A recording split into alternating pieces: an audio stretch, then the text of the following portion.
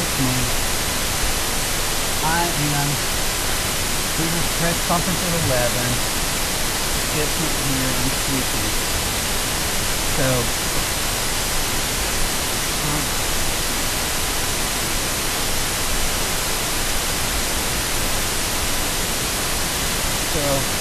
I'm seeing this chair, and they're giving me a picture.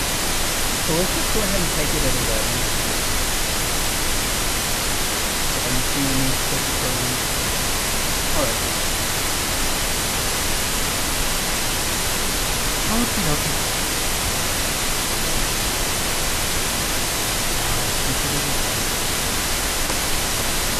Yeah.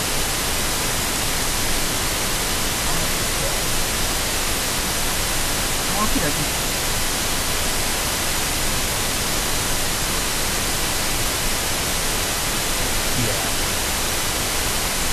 Yeah, just punch it up. And then it'll probably up to you. Alright. Bye.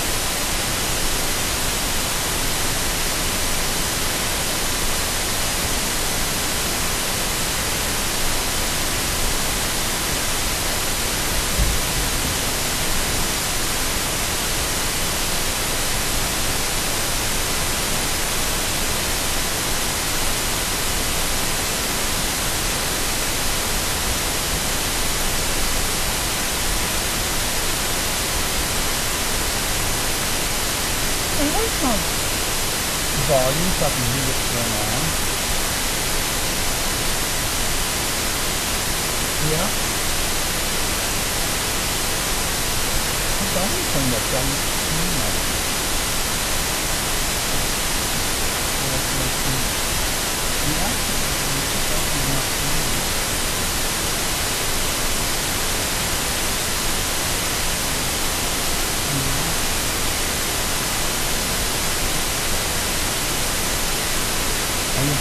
Yeah.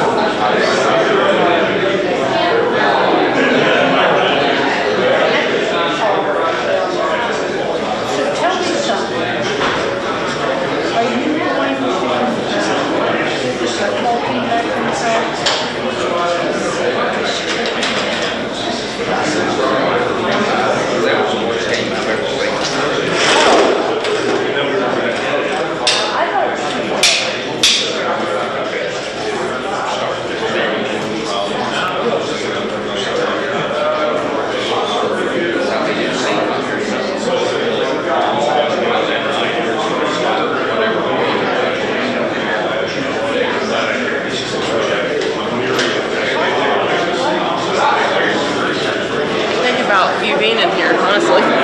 So this is right over down here.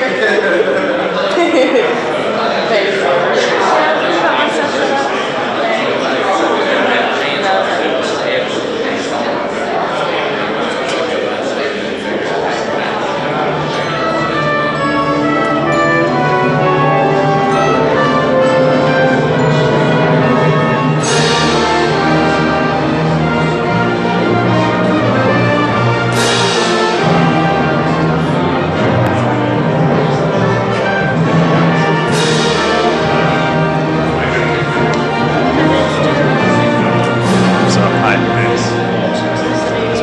Oh, okay, so that's the name, yeah. Been using your card for when I borrow cars. I got same first letter, it's fine, just use it.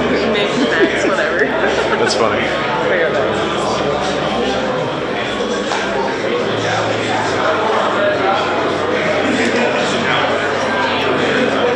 So you will run all of these?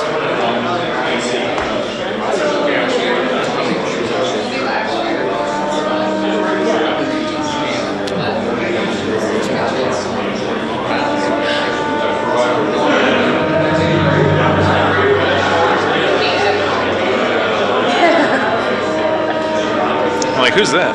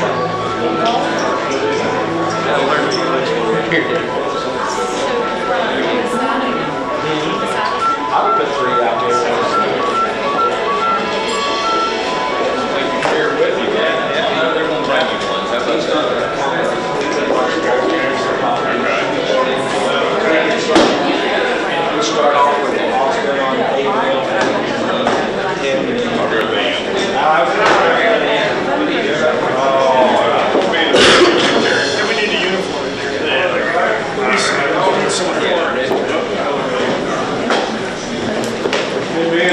Governor. Oh, please. Everybody.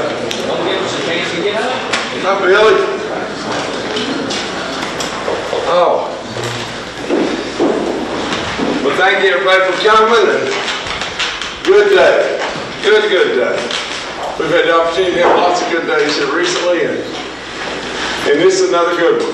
We're going to be able to give away money today, and or at least make recommendations of giving away money. And so that's always good. Always good to do additional projects in West Virginia.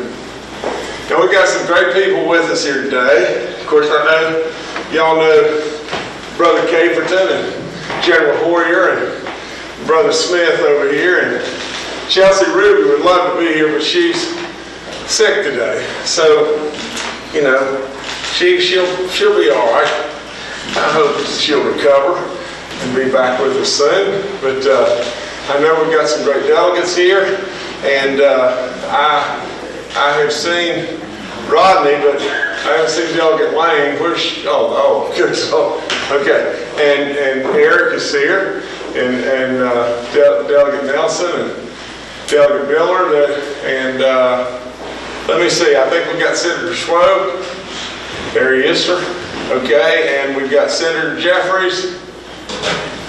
How you doing, Glenn? All right. That's good to see you. Okay, so let me start with this.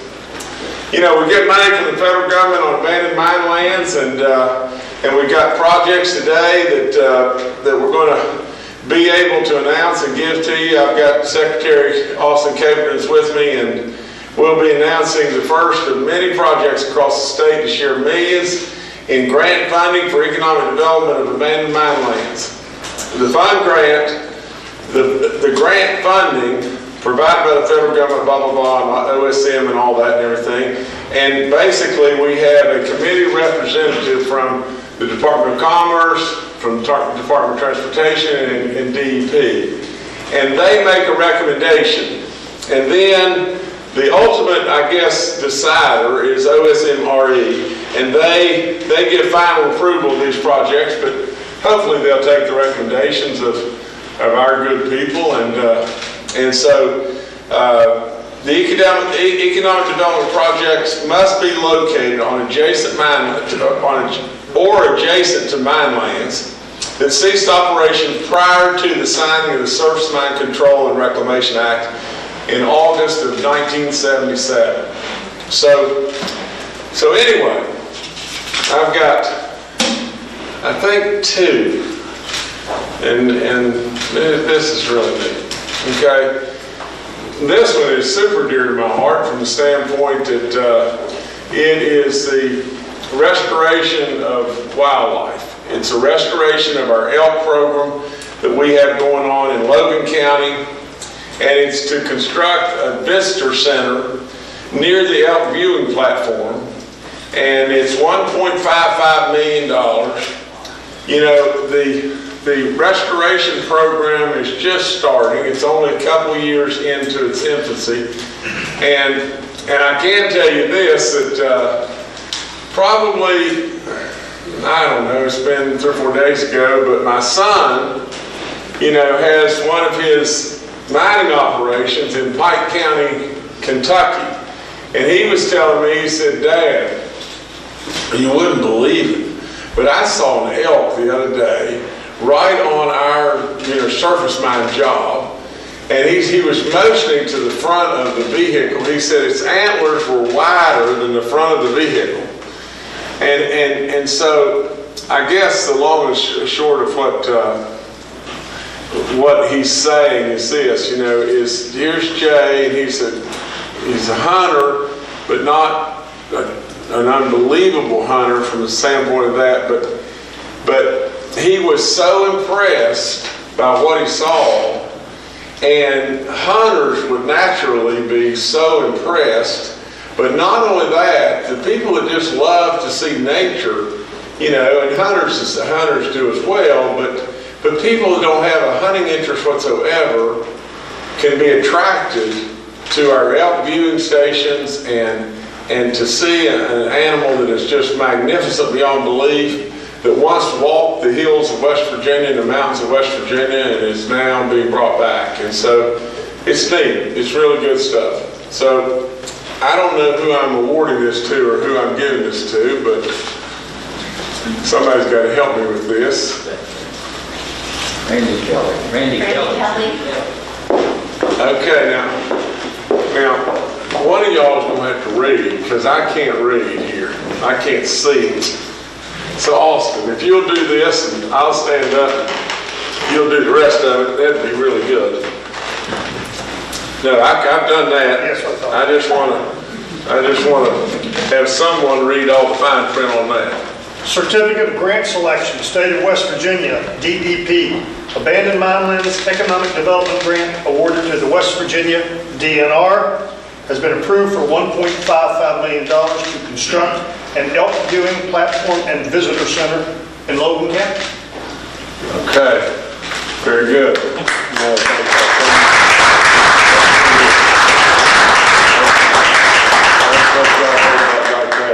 Get a picture, mate. Okay, hold her up, hold straight now. All right. Very good. Okay. Thank you. Okay, well, while I'm up here, I've got $1.5 million to the Ivy Branch Off-Road Park, Phase 2 project in Boone and Lincoln counties, which is the construction of cabins, master planning, and the development of a river access site on the Little Coal River. So, those people would come, it'd be great. And you take over from here. Yes, sir. You got this down, man? Somebody else can take my place after this one. Okay. But first, you can't say enough good things about the work that the Hatfield and McCoy Trail does in southern West Virginia, Jeff Lawson. It's amazing. Certificate of Grant Selection, State of West Virginia, to DEP, Abandoned Minelands Economic Development Grant, Hatfield McCoy Trails, has been approved for $1.5 million to construct lodging and river access on the Little Coal River. And this is a follow-up to last year's grant, which allowed them to purchase the property to develop this year. Congratulations. Very good.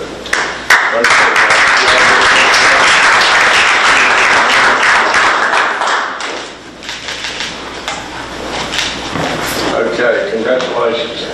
Way to go. Okay, I'm going to sit back down a second. Let me say something about the Hatfields and McCoy stuff.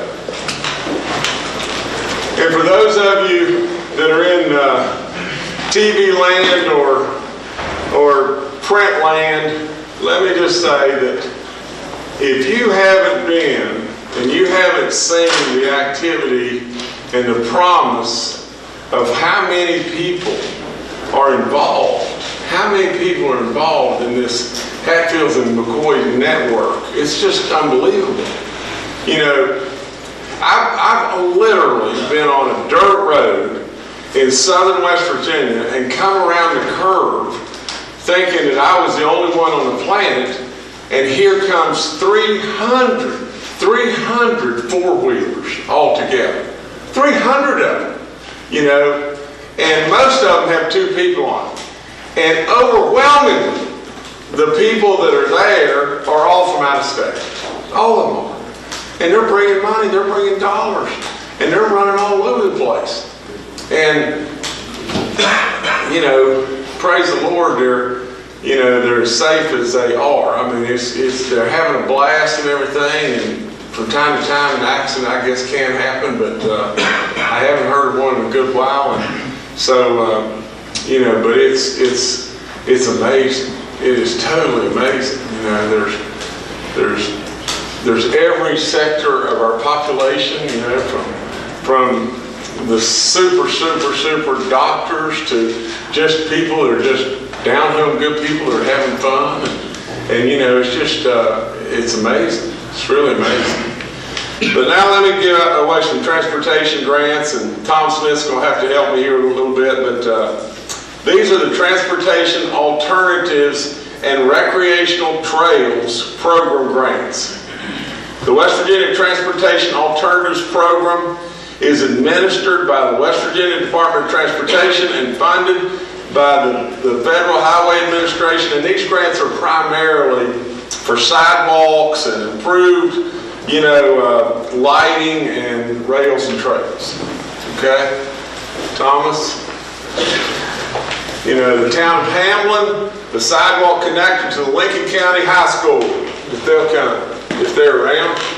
If they're not around, Tom's still going to read. I will read this. The Hamlin Sidewalk Connector to Lincoln County High School, sponsored by the town of Hamlin, fiscal year 2018, has been approved for $100,000 in federal funds for this project pursuant to the FAST Act, and Governor Justice has signed this award. Very good. And the next is the City of St. Albans. And I haven't seen Scott James, but I'll get after him big time if he's not here. But the St. Albans C Street project. Okay, in this case, it's a Transportation Alternative Project, St. Albans C Street project, sponsored by the City of St. Albans, fiscal year 2018, has been approved for $160,000 in federal funds for the construction phase of the project pursuant to the FAST Act, and Governor Justice has signed the award here.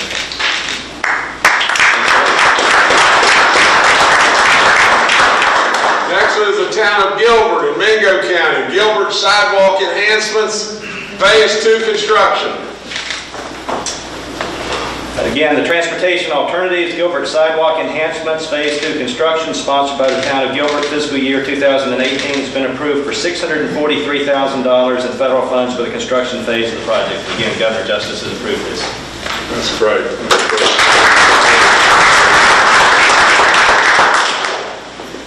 So again, let me pass accolades to all the delegates, and all the senators that are here, and all the hard work that our secretaries and people in our office and everything have done to make all these happen. But we got 4 more grants totaling $550,000, and these are primarily centered around the Hatfield-McCoy trails.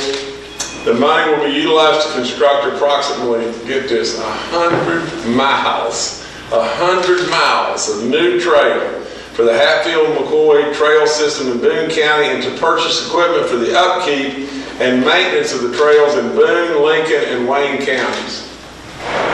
Now, I kind of got ahead of myself just a second ago, but in 2017, get this now, this is amazing. 2017, there were 45,297 riders on the Hatfield and McCoy trail system. This year, they are up 10.8% and are projected to exceed 50,000 permits this year, and 85% of the riders are non-residents. So, good stuff. And Tom, I want you to come back up, and I'll let you read. All right, and I think we have recipients here. This first one is Recreational Trails Program equipment for the Wayne County Trail System. Hatfield-McCoy Regional Recreation Authority has been approved for $120,000 in federal funds for the project pursuant to the FAST Act, and Governor Justice has approved this. Okay. I'll let you someone hold this.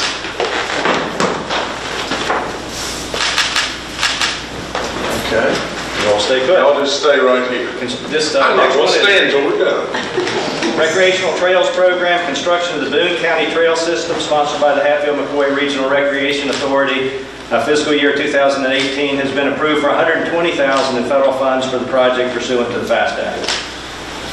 Okay, you can't have them all.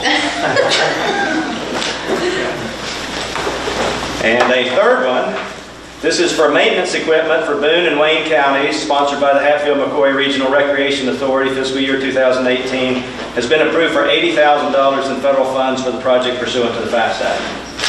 Okay. We're going to get one of these long lost stuff. And one last one.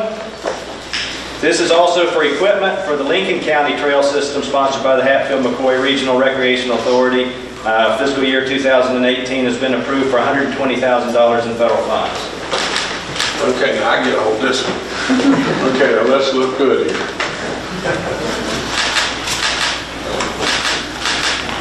Okay, very good.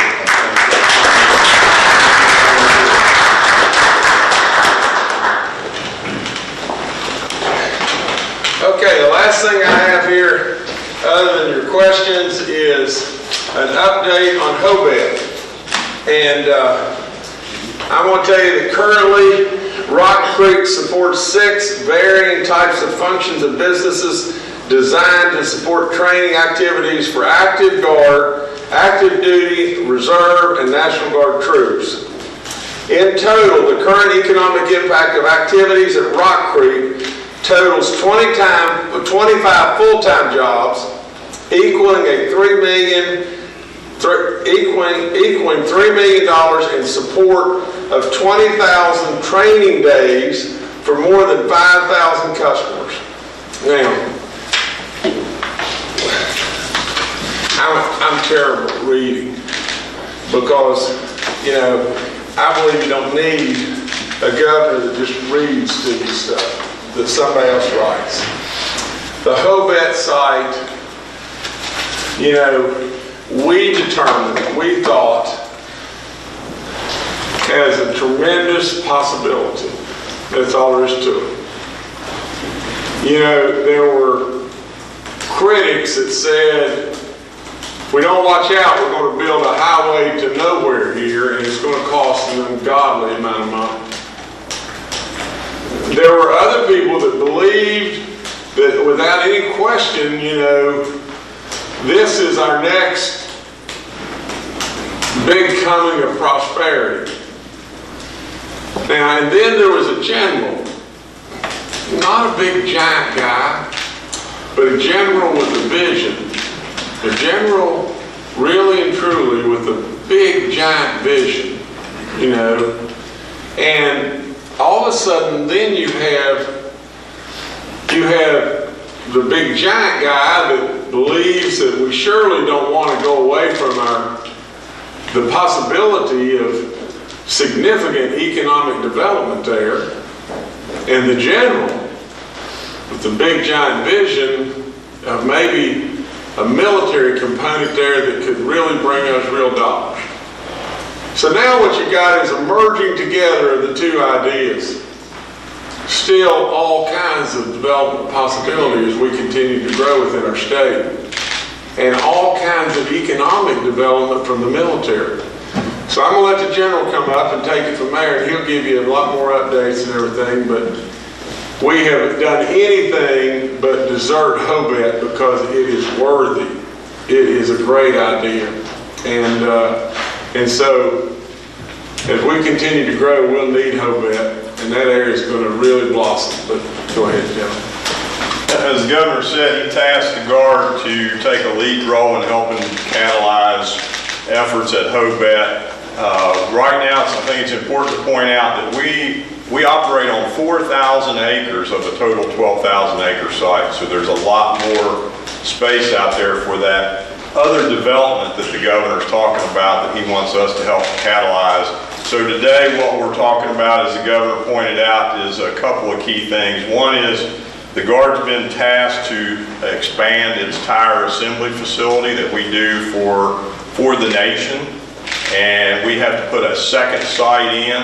So that second site will be going at the Hobet location in the machine shop that's up there on the site now. That'll employ 10 people, so that'll add to the 6 folks that are currently up there in our maintenance shop. Another really exciting piece to this that we want to announce today is as part of the reclamation process on the property that we're using, we have partnered with an organization called Spec Rescue International.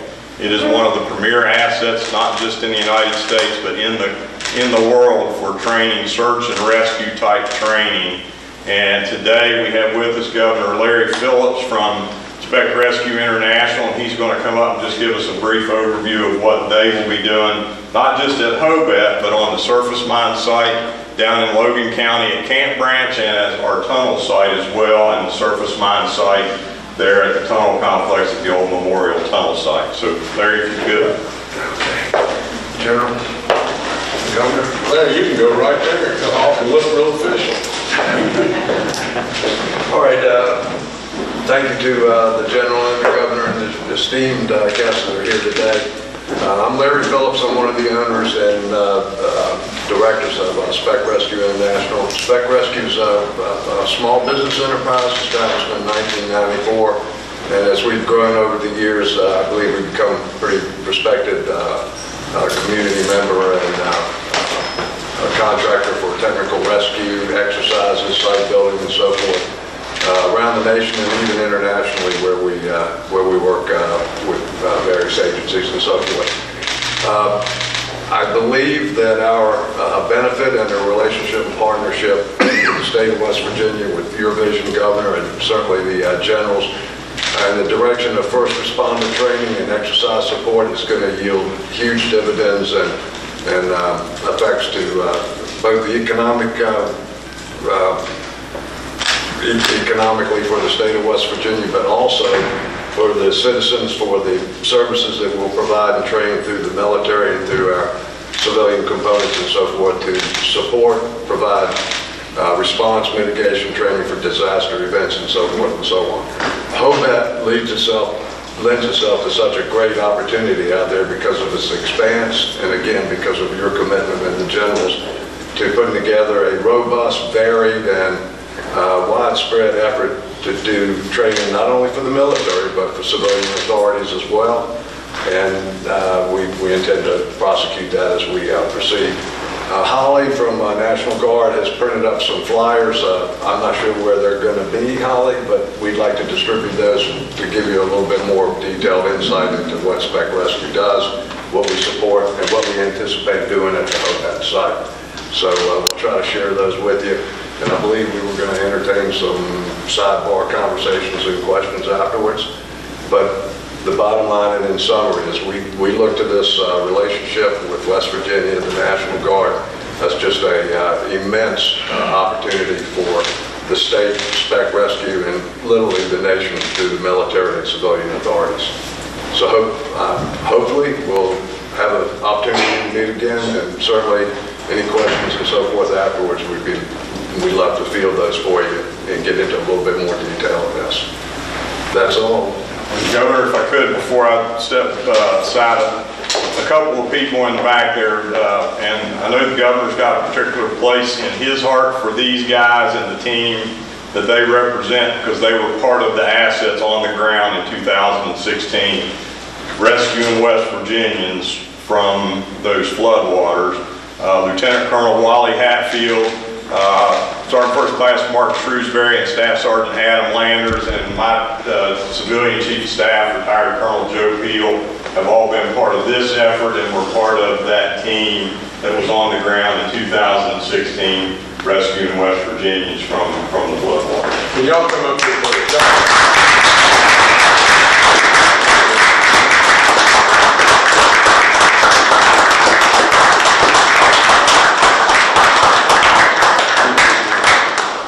Thank y'all so much. You really, truly, y'all stand here in front of me. I'll stand behind you because y'all make me look a little bit maybe. But these are heroes, real heroes, and they deserve to be thought of that way in every way. You know, nothing could be better than what these fellas have done. So God bless you in every way. Thank y'all so much.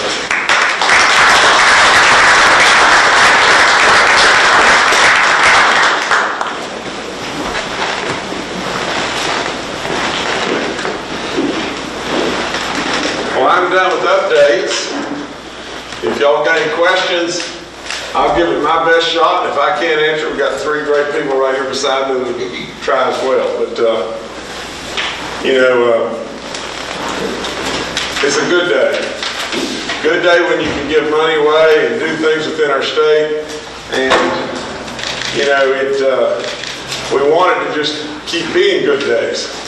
Now, we've had some incredible economic news in the last little bit. We don't want to get spoiled. I mean, we really and truly, it would be awfully unlikely for us to maintain a pace of annual growth you know, above 10%. So anyway, but nevertheless, we don't want to lose sight of how significant these dollars are. You know, when we talk about 1 month coming in at $54 million over expectations and everything, you know, that just kind of blows everybody away. And it almost lulls us to sleep a little bit to the fact that maybe a, you know, $1.5 million grant doesn't seem like that big a deal. But let me tell you this. You know, in all of my life, and I've managed to do this, you know, I had a really good friend. Really, really good friend. And he didn't have a whole lot. This is probably as good a compliment that I could have ever gotten in my life. He said to me, he said, you know, this was when we weren't very old. But he said to me, he said, you know, you don't have to make me feel good about the things that I have and the stuff that I'm doing within my life, but you always take time to do that, you know. And really and truly, we should never lose focus with how significant it is to be able to award or give $80,000 to upgrade equipment on the Hatfields and McCoys Trail. I mean, when we lose sight of that, we're going to lose sight of the ball. And so anyway, I'm really proud to, you know, I am not ever going to lose sight of the significance, no matter what the amount is. If the amount is a lot bigger, it just happens that it's got some more zeros, but it's no more significant. Anyway, if you got any questions, I'll give it my best. Governor, your predecessor, of course, proposed a $100 million investment in Hobart, building an interchange there for a 6-lane highway in and out. Is that history? Is that not going to happen? What are we going to see instead? Is that workable within the state's needs? I think what I said earlier, you know, was just this. If we didn't watch out, we were going to go spend a tremendous amount of monies, you know, on, and maybe, just maybe, we were going to end up not nearly as successful as the way we're going. But I truly believe the idea that Governor Tomlin had is worthy and good. And we don't want to walk away from that idea. Now we got to, you know, if we go forward, we always have to pivot and do what is the smart things to do. And today, every day that goes by, we're getting closer and closer and closer to significant things happening in Hobart. And I'm not giving you any political answer in any way. I guess what I'm basically saying is, I think it was worthy to pivot. I think that it's worthy to acknowledge that it was a good idea, and I'm a real believer in the whole project. The whole project. And the whole project is still at play. And it's so close to Charleston. It's so close to us that it needs to be, you know, as we move forward, hopefully we're going to hit a home run there.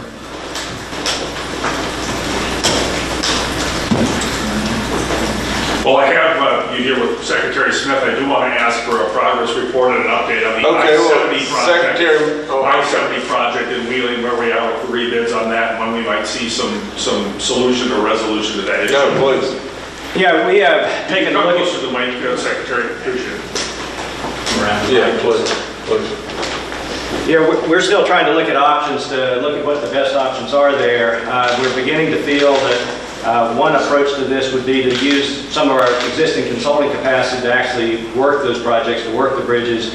We're going to be removing some of the scope there. We think in changing that project from a design-build project to a design-bid-build project, where we do the plan, that we can actually take care of some of the risks that contractors bid into it. So we think if that's the way to go, that we can actually get that project probably back out on the street sometime next year. But we haven't finalized all the decision making. We need to sit down with the governor and work through some of the last minute details on that. Governor, since last week talked to you, impeachment went into a complicated situation, and the court nullified aspects of the impeachment trials. Is it worth calling the House into a special session again, at least to do Justice Lawfrey's impeachment issue? Have you given that any thought yet? Well, let me say this, Brad. I thought a lot about it, you know, and the Justice Lawfrey thing is, you know, it's terribly unfortunate in many ways, especially unfortunate to the state of West Virginia. And I wish to goodness that Judge Lawfrey would just do what seems to be the right thing. And now, you know, I don't portray to know every little detail, but it just seems to me like the right thing is resignation and go on down the road. I mean, but nevertheless, I would caution all of us on this too. While it is monstrously important, unbelievably important, it's easy to get wrapped up in the drama, and we don't need to be wrapped up in the drama. We need to stay with what are the facts and what we should do. And from my standpoint, I want to stay with the facts, and the facts are just this: the House needs to do their job, and they will, and the Senate needs to do their job, and they will. You know, those people need to speak, and those people need to find direction without me imposing my wishes on them at this point in time. We're still, you know, we got thrown a curveball that no one really would have expected by the judges that came out with the ruling, you know, probably 10 days ago. So from that, you know, I think it would be horribly unfair for me to intervene prior to the House and the Senate not working through their situations. And that's what they need to do, and they will, because they're really good. They will. And so at the end of the day, what I hate about it more than anything is it puts a national eye on West Virginia that's not good. And that's why I say, you know, don't get me wrong, I don't begrudge in any way the reporting of what we're talking about. I'm not saying that. I'm not saying that at all. But I'm just saying, I'm just cautioning all of us that if somebody comes running out of the building and says, you know, Judge Lawfrey has grown another foot and he has 3 feet, you know, it doesn't need to be all over the national news. You know, we need to stay with fact and reporting fact, because every day that this continues on, and it has embarrassed West Virginia and it hurt West Virginia, and every day it hurts us until it's over. The Senate and House will do their job. They will do a good job too. Just to be clear, can they just call themselves back in session without your authority and do just that? I think absolutely they can do that.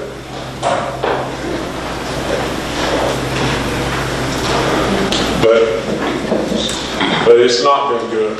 It's not good. Okay? Bless y'all. Thank you.